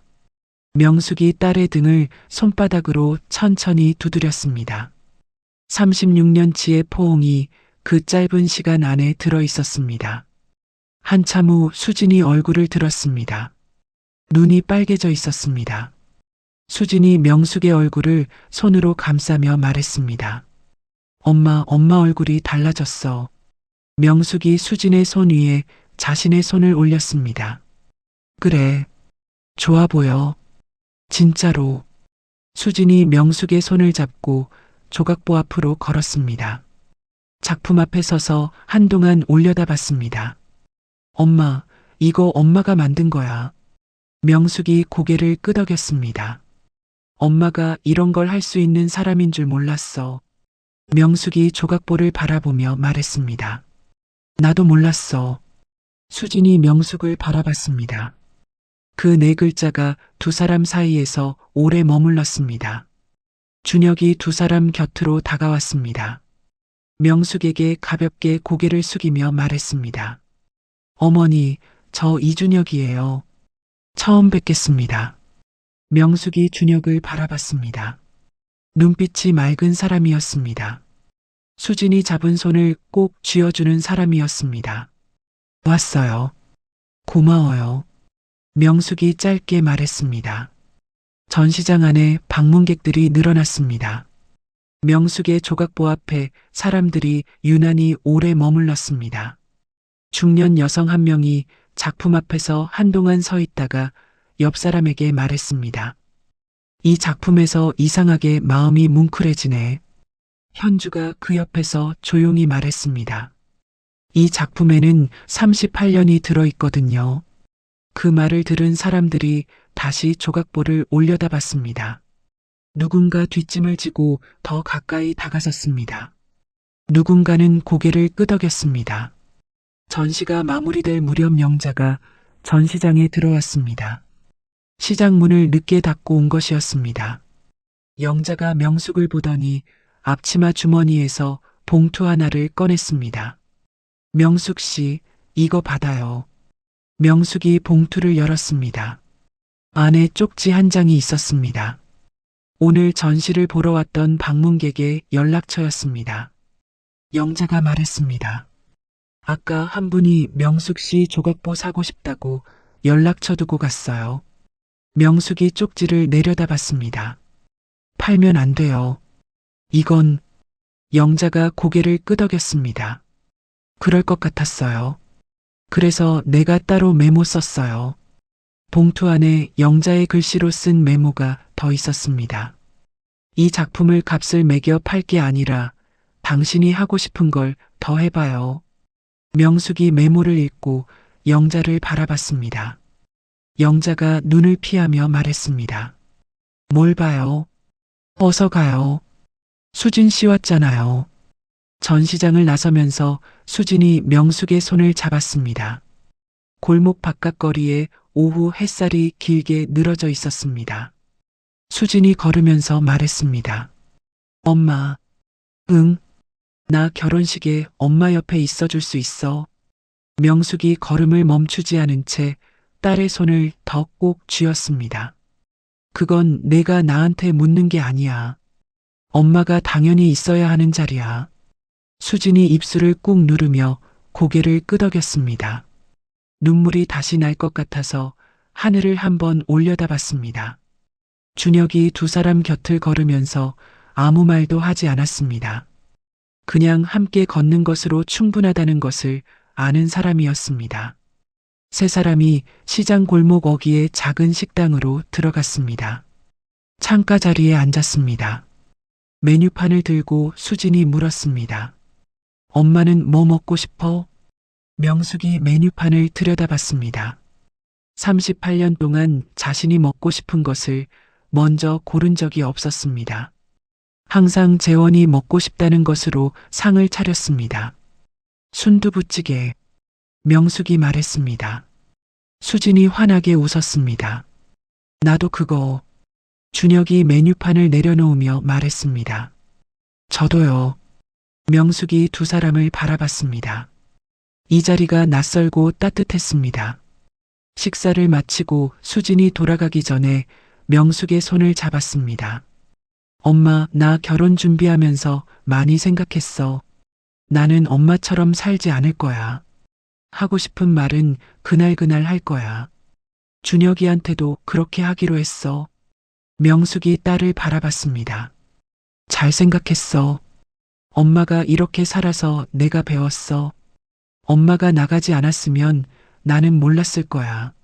명숙이 수진의 손을 놓지 않은 채 말했습니다. 엄마가 내한테 가르쳐 준 게 이거 하나밖에 없어서 미안해. 수진이 고개를 저었습니다. 그 하나가 제일 중요한 거야. 수진과 준혁이 돌아갔습니다. 명숙이 골목 어귀에서 두 사람의 뒷모습이 사라질 때까지 바라봤습니다. 며칠 후 민준이 혼자 수선 가게를 찾아왔습니다. 이번에는 아버지 이야기를 꺼내지 않았습니다. 가게 안으로 들어와 한 바퀴를 천천히 둘러봤습니다. 작업대 위의 수선 거리들을, 벽에 걸린 실타래들을, 재봉틀 옆에 놓인 영자의 골무들을 바라봤습니다. 명숙이 바늘을 들고 앉아 있다가 민준을 바라봤습니다. 웬일이야? 민준이 작업대 옆에 서며 말했습니다. 그냥요. 어머니 얼굴 보고 싶었어요. 명숙이 바늘을 멈추지 않고 말했습니다. 밥은 먹었어. 네, 먹었어요. 민준이 한동안 명숙의 손을 바라봤습니다. 바늘이 천이를 오가는 손이었습니다. 작고 굳은 살이 박인 손이었습니다. 어머니, 여기서 일하는 거 좋으세요? 명숙이 고개를 들지 않고 말했습니다. 응, 좋아. 민준이 더 이상 말하지 않았습니다. 영자가 재봉틀을 돌리다가 민준에게 말했습니다. 어머니 손이 이 가게 보물이에요. 민준이 영자를 바라봤다가 다시 명숙의 손을 봤습니다. 알아요. 민준이 그 말을 하고 나서 잠시 멈췄습니다. 자신이 지금 한 말이 무슨 말인지 천천히 느끼는 것 같았습니다. 안다고 했습니다. 그런데 정말 알고 있었는지 지금까지 한 번도 생각해 본 적이 없었습니다. 민준이 돌아가기 위해 문을 열었습니다. 그러다가 멈추고 명숙을 돌아봤습니다. 어머니, 명숙이 고개를 들었습니다. 전시날 못 갔어요. 사진 있으면 하나 보내줘요. 명숙이 민준을 바라봤습니다. 핸드폰 번호 문자로 보내. 민준이 고개를 끄덕이고 나갔습니다. 가게 문이 닫혔습니다. 영자가 재봉틀을 멈추지 않고 말했습니다. 아들이 달라졌네요. 명숙이 바늘을 들며 말했습니다. 조금요. 영자가 웃었습니다. 조금이 쌓이면 많이가 되는 거예요. 그날 저녁 명숙이 방에 돌아와 노트를 펼쳤습니다. 오늘 있었던 일들을 천천히 적었습니다. 수진의 말, 민준의 말, 영자의 말. 다 적고 나서 마지막 줄에 썼습니다. 오늘 내 이름이 벽에 걸렸다. 그리고 아무도 그걸 내리지 않았다. 노트를 덮었습니다. 베란다로 나갔습니다. 오므라든 꽃잎 위에 달빛이 내려앉아 있었습니다. 명숙이 꽃잎을 손끝으로 가만히 건드렸습니다. 내일 아침이 되면 다시 활짝 펼 것이었습니다. 챕터 8 최명숙이라는 이름으로. 전시가 끝나고 2달이 지났습니다. 수진의 결혼식 날 아침이었습니다. 최명숙은 새벽 4시에 눈을 떴습니다. 방 안이 조용했습니다. 명숙이 자리에서 일어나 커피를 내렸습니다. 머그잔에 담아 베란다 앞에 앉았습니다. 바깥 골목은 아직 어두웠습니다. 화분에 꽃잎이 오므라든 채 잠들어 있었습니다. 명숙이 커피를 두 손으로 감싸 쥐고 꽃 앞에 앉았습니다. 38년 전 이맘때라면 남편의 아침 밥상을 준비하기 위해 주방에 서 있었을 시간이었습니다. 지금 명숙은 아무에게도 허락을 구하지 않고 베란다 앞에 앉아 있었습니다. 커피 한 잔과 잠든 꽃 하나와 함께 명숙이 노트를 꺼냈습니다. 볼펜을 들고 썼습니다.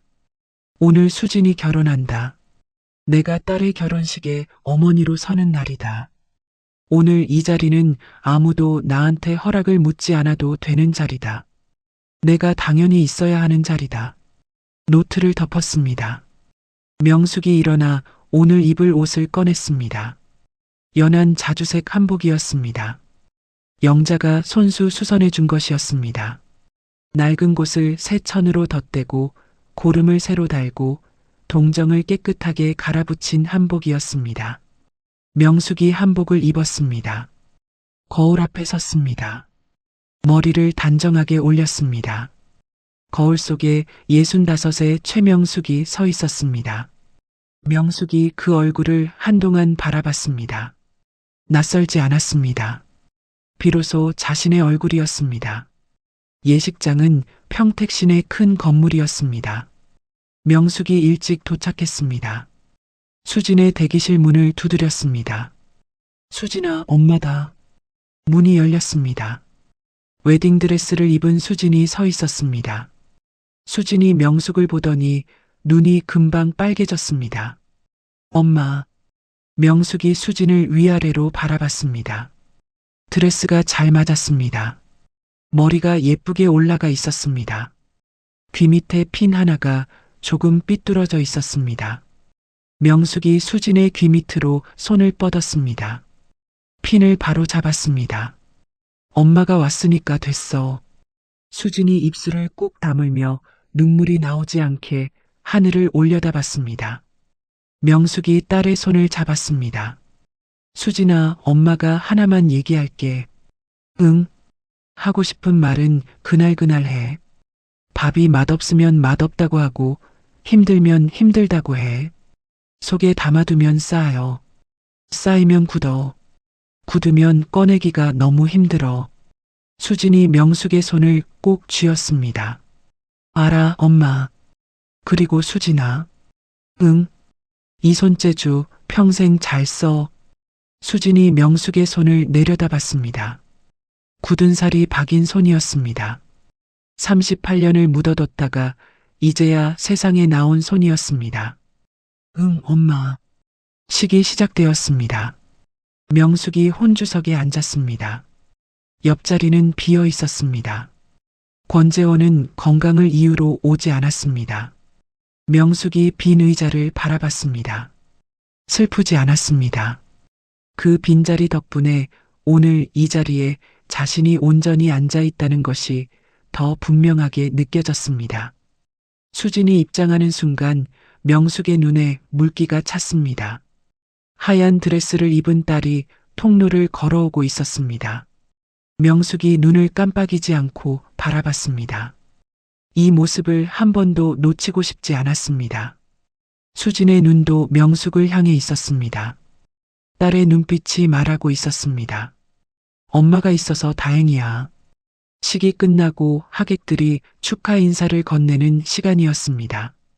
명숙이 자리에서 일어나 사람들과 인사를 나누는데 한 여성이 다가왔습니다. 40대 중반으로 보이는 단정한 여성이었습니다. 혹시 오늘 혼주 어머니 되시죠? 명숙이 고개를 끄덕였습니다. 저 지난주에 평택 복지관 문화축제에 갔었거든요. 거기서 조각보 작품 보고 감동받은 사람이에요. 명숙이 여성을 바라봤습니다. 어머님이 만드신 거 맞죠? 작품 옆에 이름이 있었어요. 맞아요. 여성이 명숙의 두 손을 잡으며 말했습니다.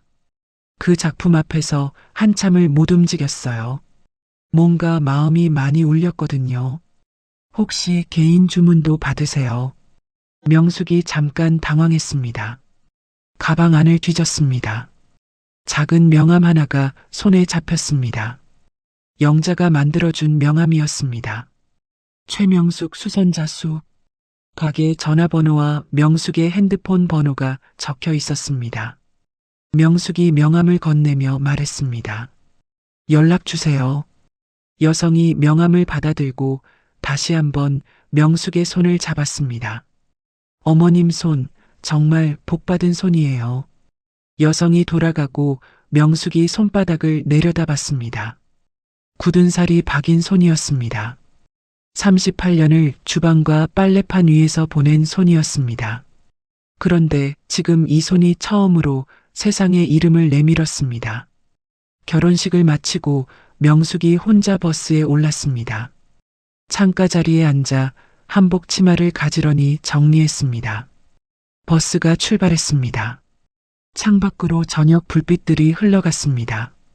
명숙이 그 풍경을 바라보다가 문득 처음 집을 나오던 날 탔던 버스를 떠올렸습니다. 그날의 버스 안에서는 울었습니다. 어디로 가는지도 몰랐습니다. 두렵고 낯설고 무서웠습니다. 지금 이 버스는 달랐습니다. 집으로 돌아가는 버스였습니다. 자신이 선택한 집으로, 자신의 이름이 적힌 계약서가 있는 집으로 돌아가는 버스였습니다.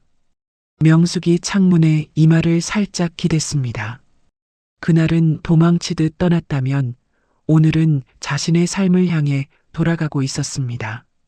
집에 돌아와 한복을 벗고 노트를 꺼냈습니다. 오늘 하루를 천천히 써내려갔습니다. 수진의 핀을 고쳐 꽂아주던 것, 빈 혼주석, 명함을 건넨 것. 다 쓰고 나서 처음 페이지를 펼쳤습니다. 이사 첫날 고시원 방에서 썼던 그 문장이 있었습니다. 오늘부터 이 노트는 나만의 것이다. 명숙이 그 문장을 손바닥으로 한번 쓸었습니다. 다짐이 사실이 되어 있었습니다. 노트를 덮었습니다. 이듬해 봄이었습니다. 평택 재래시장 골목 안 박영자의 수선 가게 한편에 조그만 코너가 생겼습니다. 가게 입구 쪽 창가 자리였습니다. 창에 작은 종이 하나가 붙었습니다. 최명숙의 손, 명숙이 직접 쓴 글씨였습니다. 코너에는 완성된 조각보 2장과 자수 소품 몇 가지가 놓였습니다. 조각보 받침대, 수 놓인 손수건, 작은 자수 액자들이었습니다. 시장을 오가는 사람들이 그 앞에서 발걸음을 멈추기 시작했습니다. 유리창 너머로 들여다보는 사람도 있었습니다. 문을 열고 들어와 명숙에게 말을 거는 사람도 생겼습니다. 이거 여기서 만드는 거예요. 네. 손으로 다 한 거예요. 네. 얼마예요? 명숙이 가격표를 가리키며 말했습니다. 영자가 옆에서 재봉틀을 돌리다가 코너 쪽을 흘끗 바라봤습니다. 어느 날 오후 민준이 아내 지연과 함께 가게를 찾아왔습니다. 두 사람이 코너 앞에 서서 작품들을 들여다봤습니다. 지연이 자수 손수건을 집어들며 말했습니다. 어머님이 만드신 거예요. 민준이 지연 옆에 서서 말했습니다. 응, 우리 어머니 손이야. 그 짧은 말 안에 여러 가지가 들어 있었습니다. 미안함과 자랑스러움과 뒤늦은 인정이었습니다. 명숙이 두 사람을 바라봤습니다. 민준의 얼굴에서 아버지를 닮은 각도가 조금 부드러워진 것이 느껴졌습니다. 지연이 손수건을 들고 명숙 앞으로 왔습니다. 어머님, 이거 하나 살게요. 어머님 손으로 만든 거 가지고 싶어요. 명숙이 지연에게서 손수건을 받아 포장지에 싸며 말했습니다. 잘 써요. 민준이 명숙 옆에 서서 코너를 바라봤습니다. 어머니, 이거 잘 되겠어요. 명숙이 포장을 마무리하며 말했습니다. 잘 되든 안 되든 내가 하고 싶은 거니까. 민준이 그 말을 듣고 가만히 있었습니다. 잠시 후 조용히 말했습니다. 어머니, 그 말이 맞아요. 두 사람이 가게를 나갔습니다. 영자가 재봉틀을 멈추고 명숙을 바라봤습니다. 아들이 많이 달라졌네요. 명숙이 작업대를 정리하며 말했습니다. 조금씩이요. 영자가 웃었습니다. 그날 저녁 명숙은 여느 날처럼 가게 문을 나섰습니다. 시장 골목에 저녁 불빛이 켜졌습니다. 생선 굽는 냄새와 된장찌개 끓는 냄새가 골목에 퍼졌습니다. 명숙이 그 냄새를 맡으며 걸었습니다. 반찬 가게 앞에서 애호박을 하나 집어들었습니다. 두부도 골랐습니다.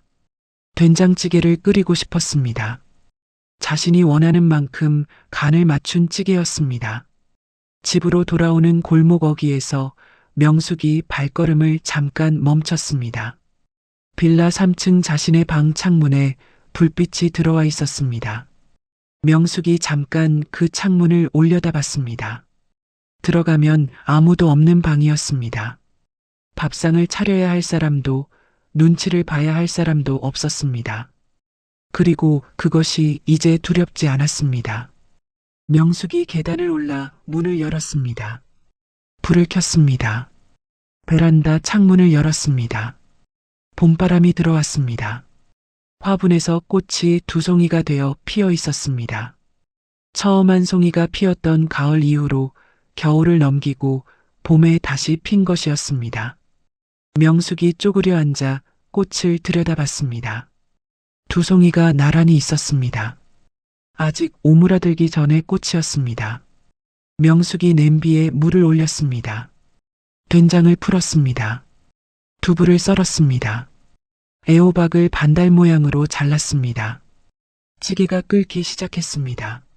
명숙이 국자로 국물을 맛봤습니다. 소금을 조금 집어넣었습니다.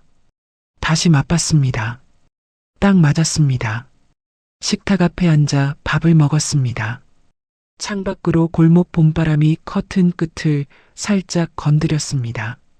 명숙이 찌개를 천천히 먹으며 창밖을 바라봤습니다. 아침마다 커피를 내려 베란다 앞에 앉고 시장 골목을 걸어 가게로 출근하고 바늘과 실로 하루를 보내고 저녁에 자신이 원하는 밥상을 차리는 하루였습니다. 거창한 하루가 아니었습니다. 그런데 38년 만에 찾아온 가장 충만한 하루였습니다. 밥을 다 먹고 명숙이 노트를 꺼냈습니다. 마지막 페이지를 펼쳤습니다. 볼펜을 들었습니다. 천천히 썼습니다. 나는 65에 처음으로 나를 위한 선택을 했다. 무서웠다. 근데 했다. 그랬더니 사라졌다. 인생을 바꾸는 건 거창한 계획이 아니었다. 단 한 번의 결심이었다. 이제는 나를 위해 살겠다는 그 결심. 그 결심이 늦어도 괜찮다. 65이어도 괜찮다. 70이어도 괜찮다. 자신의 이름 석자로 서 있는 자리가 이 세상에서 가장 단단한 자리다. 나는 이제 안다.